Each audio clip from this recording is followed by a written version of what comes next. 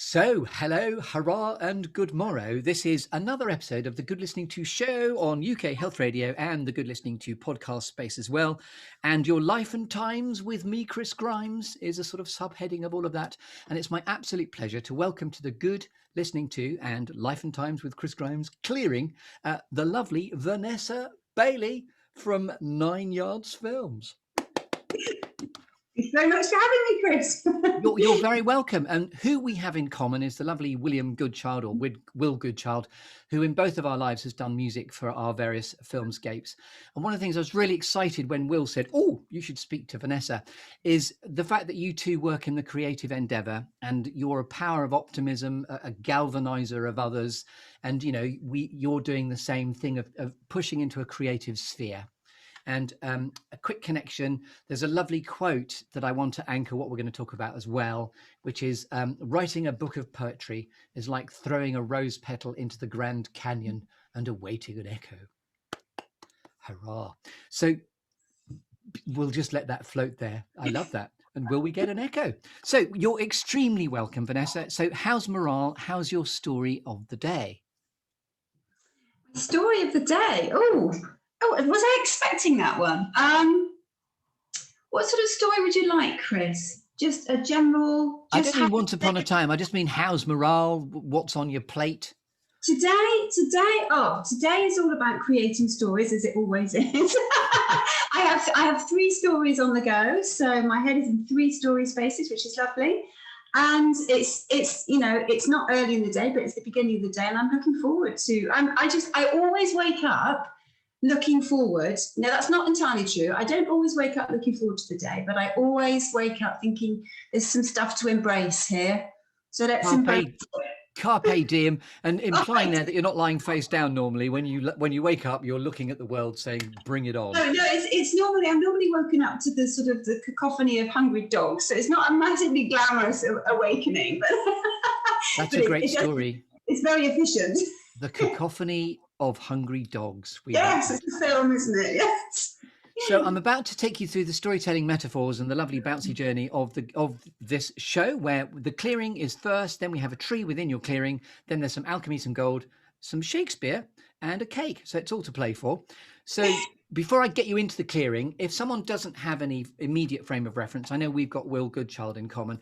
If we've all experienced this, but if someone turns to us at a dinner party or somewhere like that and says, "Oh, hello, what do you do?" I know it's a horrible, clunky question, but in life, we all have to cope with that. So what's your favourite way of answering or avoiding that question, Vanessa Bailey?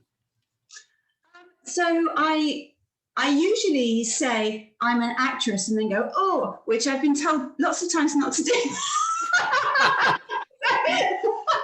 So I usually go, but actually it works really well. I usually go, "Oh, I'm Vanessa, I'm an actress, oh." And then people say, "Oh, why did you go, oh?" And then that's the start of the conversation that I find then quite interesting. So that's what I do, yeah. And what do you normally say when they say, "Why did you go, oh?" Because I quite like that. How long have you got? Oh, there's the cheese. So I say, well, I'm kind of an actress, but I'm also a bit of this and a bit of that and a bit of the other and a bit of a jack of all trades. What do you do? And then, yeah. Hurl the ball back. Love that. Hurl the ball back very quickly. So I know that you're a producer, a director, an actress with a lovely sort of curriculum vitae. We can invite you to have a look at your URLs towards the end of the show here. So let's get cracking on the Your Life and Times with me, Chris Grimes, here in the Good Listening To clearing. So what is, first of all, a clearing, metaphorically or literally, like for you? Where do you go, Vanessa, to get clutter-free, inspirational and able to think? I love this question because I probably have more than one clearing, but certainly one clearing would be, it's very interesting. One clearing, I was thinking about this, and one clearing was definitely my subconscious, which sounds like a weird answer to a question, but the way I wrote Bus Stop was definitely, there was a huge clearing there, but I didn't realise it was a clearing until I'd started utilising it. So the clearing in that particular instance was insomnia and a subconscious thing that needed to be written, and that was my clearing. But at other times it will be, certainly in the writing process, my clearing will be a deadline.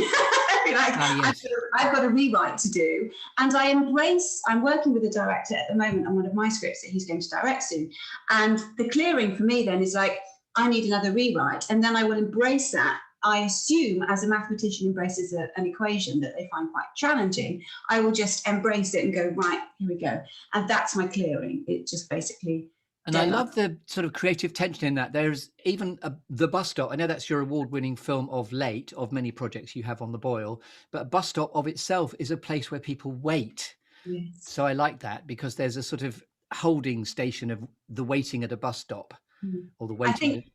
Yes, exactly. And I think that's where the subconscious is so clever, is that I don't consciously, obviously, write all those layers in, but I think your subconscious does do that. It imbibes your work with whatever it is that has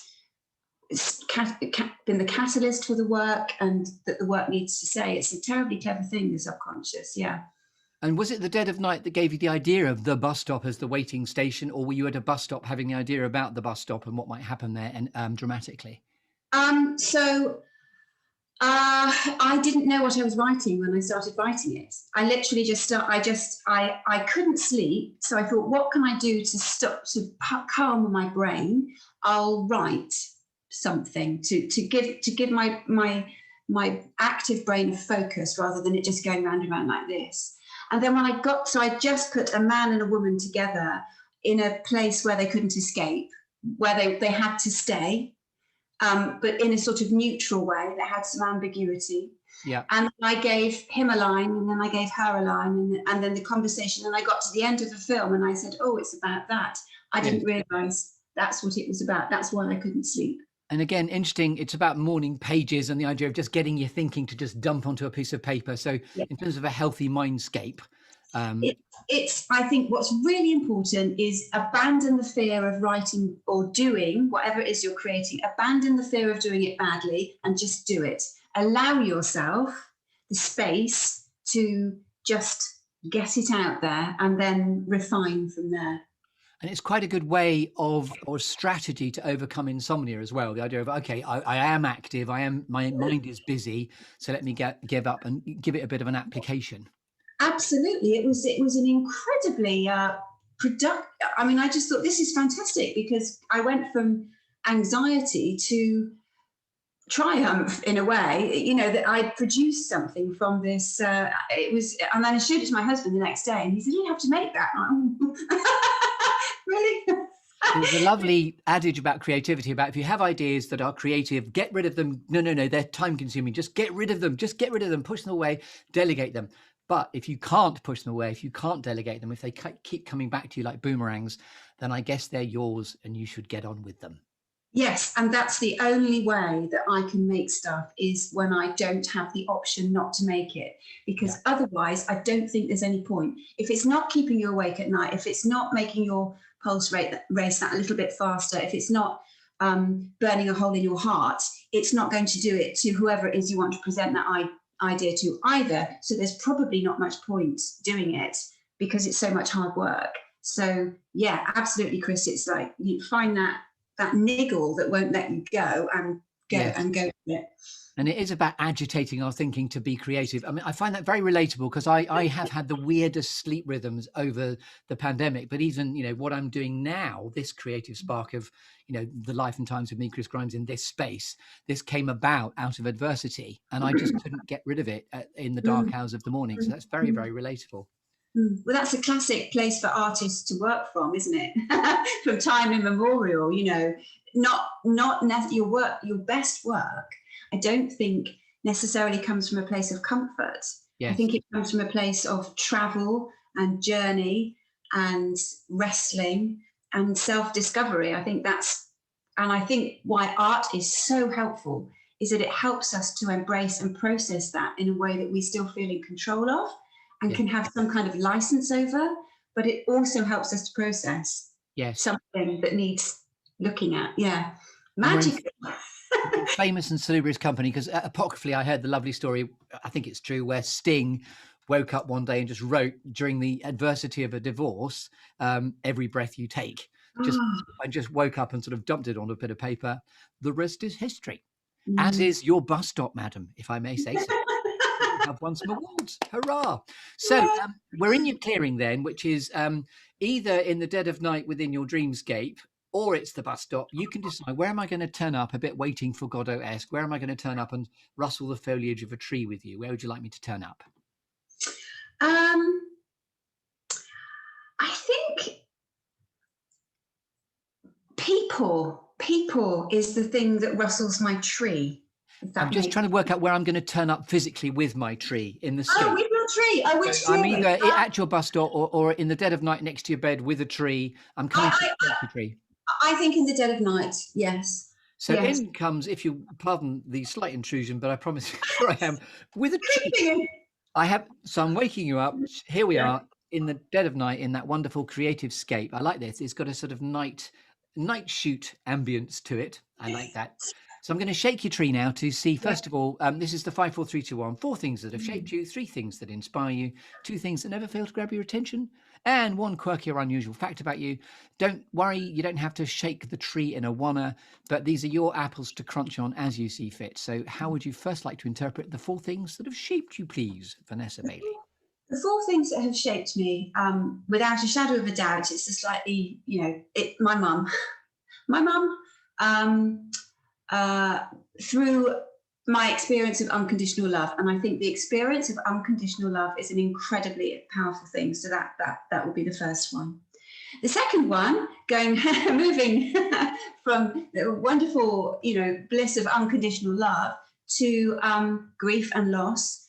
That doesn't so much, that just rewrites you a little bit, I think. And if you don't mind me asking, are those 2 related? Is your mum still with us? Or No. So I lost both my parents very close together about almost 6 years ago now. Yeah. So, and that rewrote me on a fundamental level. So those 2 things definitely. I mean, my dad was lovely as well, but my mum was my best friend. So so those 2 are very, very intertwined. The third one is all a bit family based, but is my husband, because he's just incredible. The fourth one, I think this is a really interesting one. I was thinking about this. The stories of historic sacrifice, people who have sacrificed historically, really profoundly affect me. And I don't mean necessarily in the normal way. You think about the world wars and things like that, and you think, that was sacrifice. But I think about the sacrifices within that sacrifice. And so you feel you've been shaped by other people's legacies in that way? Yes, it's sort of like standing on the shoulders of giants. With you. That kind of sense of the potential of humanity, I think, shapes me to maintain that hope that humanity can remain like that, because we're all going through a weird time at the moment, with lots of manifestations of humanity every day passing through our media. But I think when you look back through history, one of the consistencies is that good people do amazing things, and make amazing sacrifices for the sake of often people they don't even know or don't yet know. And I find that incredibly, profoundly, it's almost like I feel that there's a sense of responsibility to grasp that opportunity if it comes your way, or at least to constantly remember it and honor it. Yeah. And by the way, the idea of good people doing good things, I heard the most profound, beautiful short story of truth the other day, where apparently in the current times in which we experience, someone was absolutely in floods of tears at their steering wheel at some traffic lights, and the lights had gone to red, so life had turned to red, and they then looked to their right and someone was watching them from their adjacent car, and apparently the woman, all they did was mouth the words, "Everything's going to be okay." And the lights changed, and then boom, the traffic moved on. But I just thought that was such a lovely idea of being truly present to another human being's adversity whilst you sit alongside it. Exactly. And that moment that you describe, Chris, is that powerful combination of being present and hearing someone and sort of feeling that someone is sharing in your pain and not dismissing it and not, ignoring it, but just, that someone's taking that time. I think also in that, we all live in a world that's conditioned to be extremely busy now. And so it's incredibly moving when someone takes the time to connect with you and to notice you, Yes. So, there is that fundamental truth is all we all want actually is to be seen, to be valued, to be noticed, and to be appreciated. And that was just a lovely moment of presence in your story, I think. You may get on to who specifically has inspired you in that idea of humanity and legacy when we get on to the 3 things that inspire you. So I think we finished the 4 things that have shaped you. So now let's get on to the 3 things that inspire you. So definitely one of the things that inspires me is great leadership. And that probably means different things to different people, but I know a great leader when I see one. And by virtue of the fact that they're a great leader, they inspire people. So I think great leadership is just a very powerful thing. And I don't necessarily mean obvious showing leadership. I mean showy, ostentatious. I mean good leadership that empowers people and recognizes people's talents and facilitates them being able to bloom. And, that kind of leadership is the kind of leadership that I find incredibly... Any specific illustrations of that really capture your imagination? Well, and that this might cross over actually, but this doesn't sound like someone that you would think would be a leader. My piano teacher, my piano teacher was a leader. He was a leader of children. He led them individually and he led them as a group, and he inspired every single one of us to come together and produce the very best music that we possibly could, but also to understand that all those limitations that, and he had a very diverse range of pupils, very, very diverse, and deliberately so, he would take all of us and just do what we would now call, referring to, breaking through the glass ceiling. But I mean, in those days, you didn't have glass ceilings. You didn't have the jargon, but he would literally say, here's what you think you can do. Here's how you're going to do it. And he was called Dennis Thompson. And he was, I was living in Bristol at the time then, where, so I have this kind of like long connection with Will. And Dennis Thompson was known back then for, being very, very much an inspirational. So he was a very low-key person in many, many ways, but he was totally, he changed how I looked up to people. Yeah, he was amazing. So that would be my specific, very everyday, but magnificent leadership. Wonderful. And just say his name again. And is he still out there or no longer? I don't think he is. No, I think he's not. But Dennis Thompson. Yeah. If anyone is out there listening and knows Dennis Thompson, you'll be going, yeah. I saw the most wonderful documentary on Netflix recently about Ian Wright, the footballer, and about his teacher that saw the potential in him as a footballer. And there is that moment when they meet in a stadium, and because Ian Wright is stood about 2 tiers down, there's a wonderful thing about status, because obviously Ian Wright has really huge status and respect within the field in which he then worked. But the teacher who I think the documentary was made in 2014, so he's since died, but Ian Wright had the opportunity to turn round out of the blue, see his teacher. And then the most profound thing was when he buried his head into the teacher's chest, because he was just stood about 3 feet beneath him. But it was just one of the most beautiful filmic moments in a documentary I think I've seen, actually. Yeah. We all loved him. Yeah, he was amazing. I relate to that very much. Wonderful. So we're still on the 3 things. And then actually, so music is just like, it's. I am a musician, but I think you're kind of you're born with that, and it's in my blood, it's in my soul. So it will take, a piece of music. It will take seconds to touch parts of me that like nothing touches that quickly. So music is my lifeblood. So music definitely. And there is resonance here with Desert Island Discs in that this is with stories rather than music. But just while you're going there, what would you say the iconic pieces of music that always grab your attention are? I mean, I love Rachmaninoff. Anything by Rachmaninoff. I'm a kind of like, I'm a, you know, Rachmaninoff. I do love a bit of Shostakovich from Mahler. I can appreciate the maths in sort of Handel, but you know, not. But I love something that just, you know, Gershwin. I'm very much yeah, I like the big stuff, the cellos, the brass. I was going to say that the piano is your forte. See what I'm doing there? Because a lot of Yes. those examples were about piano, first of all, which is your Yeah, well, I do have one there. And in fact, now you've moved your arm, I can see your Schumann. So are you you're able to bang out a bit of Schumann on the old Joanne? I used to be, yes, I used to be. I sort of like dragged. I found some Debussy knocking around as well. So I was, you know, back in the day, quite good. Not anymore. You are a classic. You're a classical. Yes, I was. Yes, love that. Wonderful. So thank you for those examples. What else inspires you? So excellence inspires me. Excellence, yes, because behind excellence is the struggle to achieve that.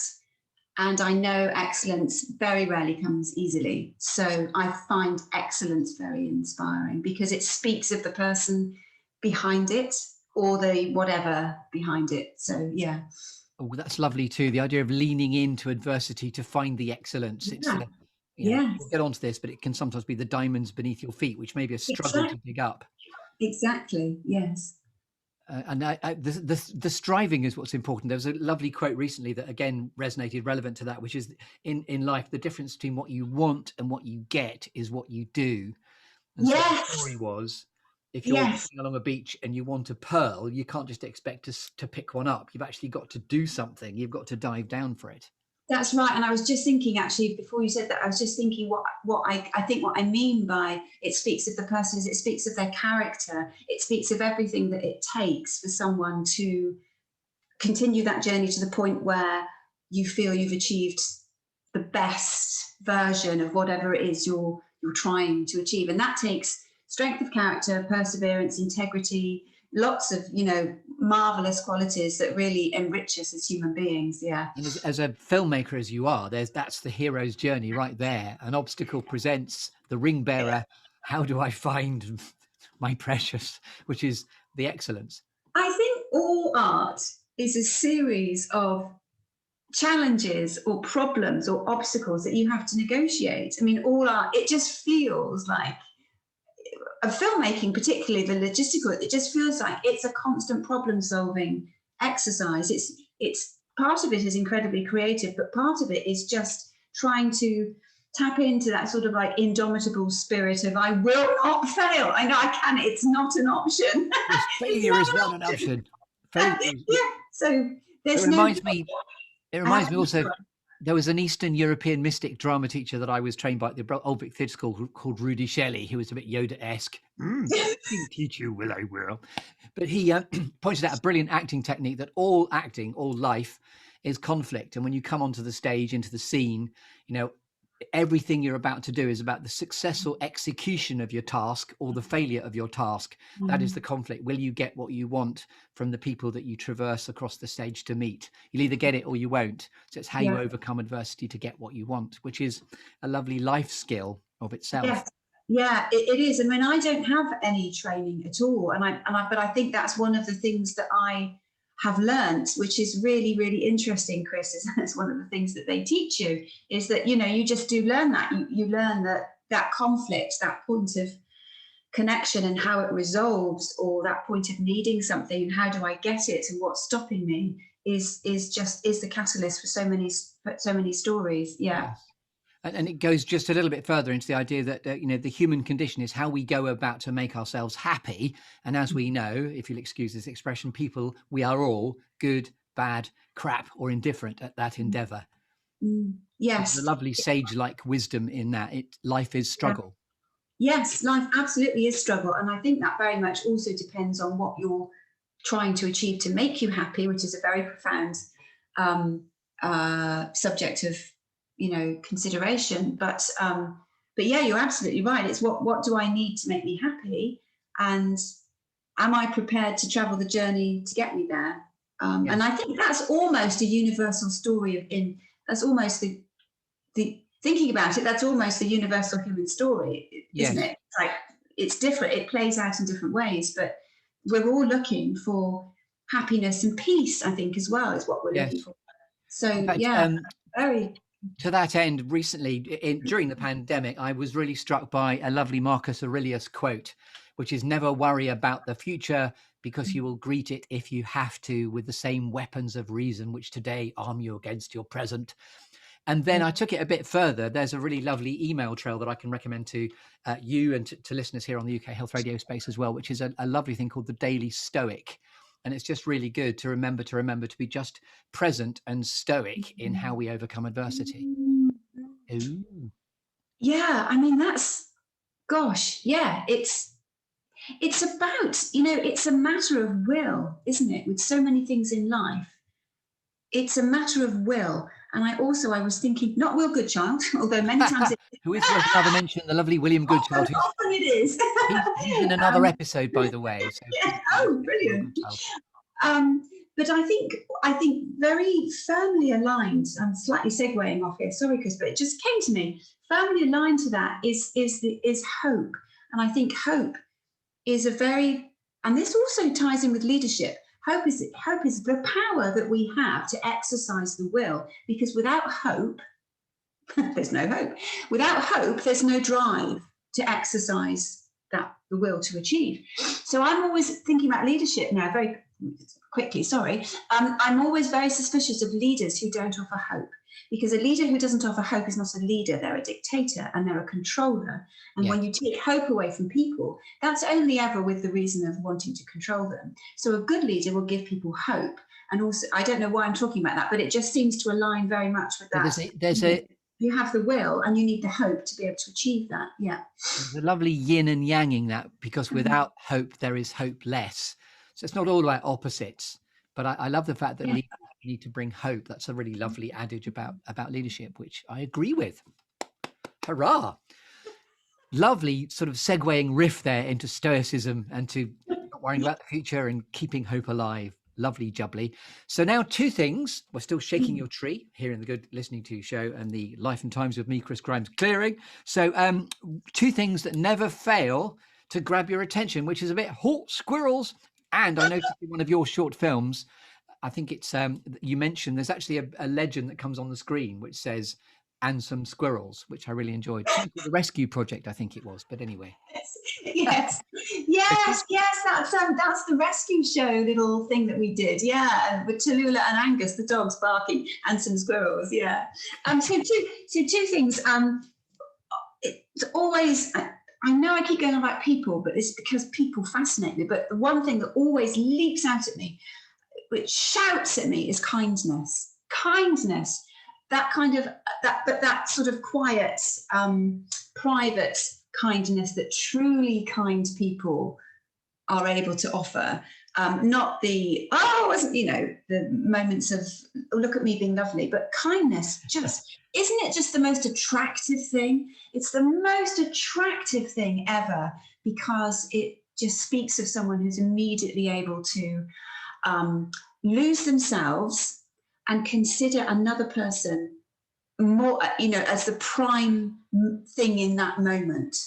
So kindness just it just blindsides me every time I come across a truly kind thing. It just knocks me sideways. I love it. And if I may, I'm hearing the currency of authenticity within that, because you said, look at me being kind is not what it's about. Yeah. But even coming full circle back to the story that I just heard a couple of days ago about the person at the traffic lights in floods of tears, the fellow human being just said, I see you. I held you in that space, which is why it's such a lovely story. Yes, and in a private space that no one else was going to see of a car. There was no reason to do that other than for that person. And then tied in with that, my other thing is humility, because that again, I often find, and I keep talking about Will, I kind of think about Will when I talk about this, because he's a very, very humble, insanely talented, but his whole way of being is very humble, and he's also very kind. And and so I think humility, again, I just find it's a showstopper for me, because I find that the most truly talented people are often, not always, but often the most humble.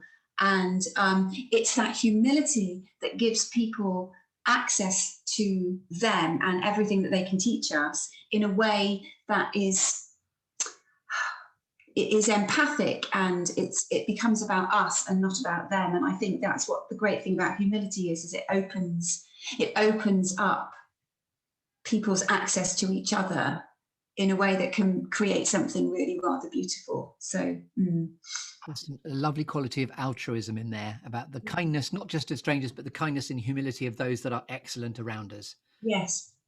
Lovely. And I love the fact it's about the quality of humanity, which are the things that never grab your attention. That's really rich as well. We're nearly shaking your tree now. So now it's the one quirky or unusual fact about you, Vanessa Bailey, actress, producer, director, that we couldn't possibly know about you until you told us. So I have elbows I can bend inside out. I could show you, but I don't know if I should. No, I think we should have a look. So if you want to then look at the film of Vanessa doing her, and what do we, double jointed elbows, please. Yeah, it's kind of double. It doesn't really come out very well at this angle, but you know, I can practically catch a bus around the corner. I love that. So Vanessa Bailey, I can catch a bus around the corner. Well. So that was I catch a bus around a corner. I like that. That's a good, because people would say, well, what's the point of doing that then? So I can get a bus around the corner. The corner, exactly. Yes. When did you first realise you had double jointed elbows? Oh gosh, I mean, I can remember because I was at school and I was leaning on a table, because both my elbows do it. And I just leant forward to look at someone's work or whatever. Everyone went, that's when I realised. Oh, they might have been going, because they saw you were copying, because you said you just leaned over. Yeah, maybe, yes. I leant over to look at somebody else's work. Your elbows found you out. Yeah. Hashtag awkward. That's all great. Well, that's a great, quirky or unusual fact. Vanessa, I have double jointed elbows. Bailey. Lovely. Lovely. So I believe we've shaken your tree. So congratulations for a very good shrubbery shaking in the dead of night, in this dark scape of a night shoot of your tree being there. Lovely. The tree's deliberately very sort of existential and waiting for Godot-esque. It's a beautiful tree. Lovely. You're welcome. It's yours. So now we've escaped your foliage. Now we're going to stay in the clearing, move away from the tree, and we're going to talk about alchemy and gold. Amazing. Now. So when you are at purpose and in flow, just tell me about your purpose. What are you here to reveal to the world? Oh, I love this question.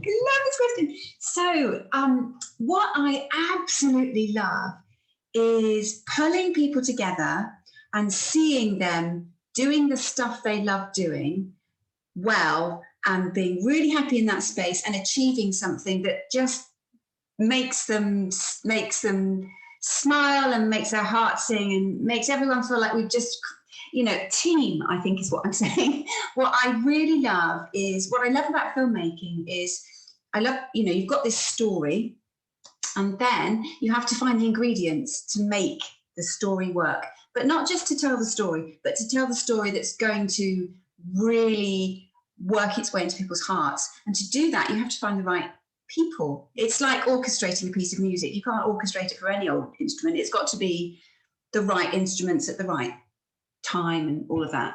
So that's what I love. When I'm on set, whatever role I'm playing on set, whether I'm acting or directing or producing or whatever, I just, you get that moment. You'll know this, Chris, and you get that moment sometimes where you just take them and you just feel the room, and it's just got this energy. And it's not always, it's difficult, and there are challenges, and people can get, obviously, but it's just that general feeling of magic's happening, and these people are amazing, and they're happy, even though they can't find the right gel for the light, and where's the electric, well, we haven't got enough batteries, but there's a general feeling of creative being at home together, isn't it? It's feeling at home together, creating. That's what I love. Beautifully, deftly, eloquently put. I did describe you as being a force of optimism and a galvanizer of others at the beginning. And I think that is obviously one of your great skills, to be able to bring together the dream team. I'm trying to avoid the really cheesy thing of saying that teamwork makes the dream work, but it sort of does in what you've said. It does. You know, when people say, oh, you know, well done on your film, I'm like, it's absolutely not my film. I mean, I didn't shoot it. I didn't do the makeup. I didn't suggest that great cut to my script. I didn't design the costumes. I didn't do the amazing catering that kept us all going. I just came up with an idea, and it's such a privilege. It is such a privilege to get the chance to work. I know I have a rule. On, well, I mean, people always say, no, she doesn't. She's making that, she's pulling that out of her ass. Oh, sorry, that was fun. But I have this thing that I try to do where everyone on my set knows more than I do. I have to be the least, because when my very, I have lots of gaps in my knowledge because I'm quite early to this and I have a lot to learn. So I need people around me who know much more about everything than I do. And that's the best way to work. That's an amazing way to work. I love that you said standing on the shoulders of giants, but surrounding yourself with greatness. Yeah, it is. Exactly. It is that. It's a very exciting place to be. Yeah. To be the conduit that surrounds oneself with greatness is there's a reciprocity in that, because you've got the germination of an idea, which then fully blooms into the awesome project that you realize. Yes. And everyone leans in together to make that magic happen.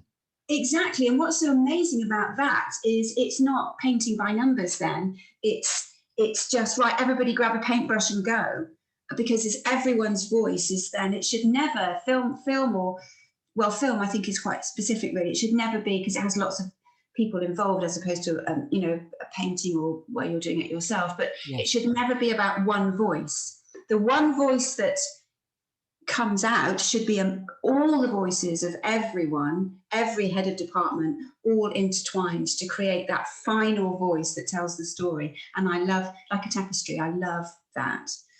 Also, it's just the true nature of ensemble, where everyone is a key component part and a player within the realization of the bigger goal that's at stake here. Yeah, absolutely.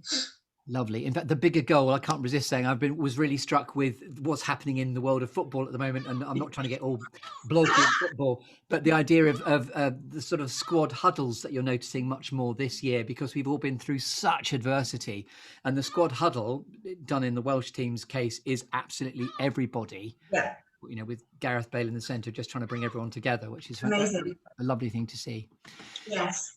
I love that. The true nature of ensemble. Talking about excellence. Lovely. So now we're going to give you a cake, Vanessa Bailey. Oh, yes, please. I've got my tea. So, I know it's only metaphorical, but we can... No, and literal tea for your metaphorical cake. So you can choose the cake flavour. It's a multi-layered cake, which I'll explain. So what cake flavour are we going for, please? Chocolate. Sorry, that was a bit quick, wasn't it? Slightly quick, but we like you for that. But it's clear. Chocolate. Wonderful. So you get to put a cherry on your chocolate cake, which is a lovely glacé, sort of forest gâteau type effect I think we're going for here.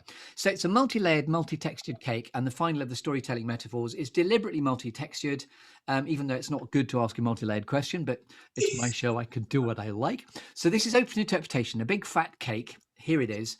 And so this is... a favourite inspirational quote, for example, that may have pulled you always towards your future and given you succor.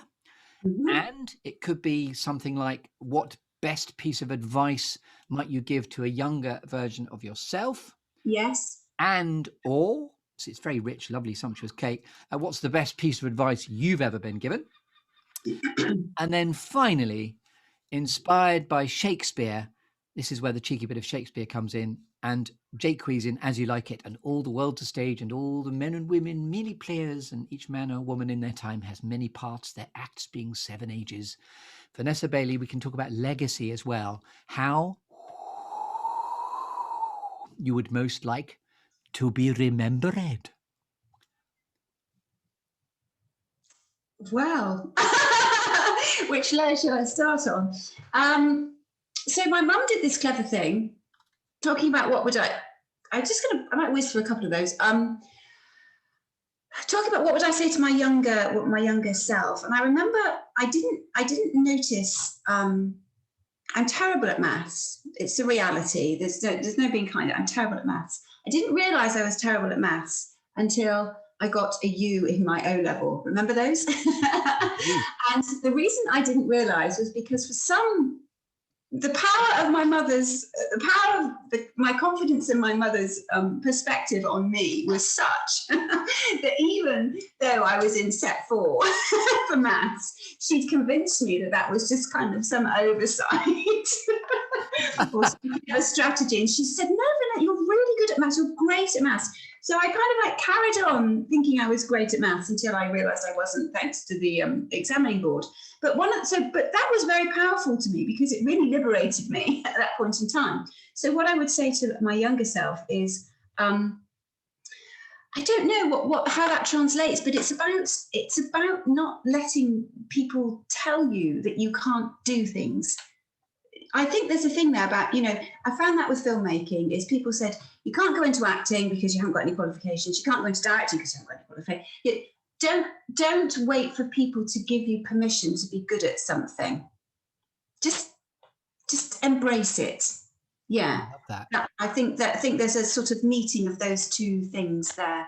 Yes, don't wait for permission. There's no one has the right to give you permission to do anything. So don't wait. I love the genesis in that and being right back to your sort of source of your mum's instilling confidence in you. And it gets into confidence mantras about how to overcome for the rest of your life, how to overcome obstacles of adversity or barriers that other people through their own limitations put in your way. I love that. She was a completely uneducated woman. She left, completely uneducated, but she had psychology nailed. I mean, she really did. So yes, yeah.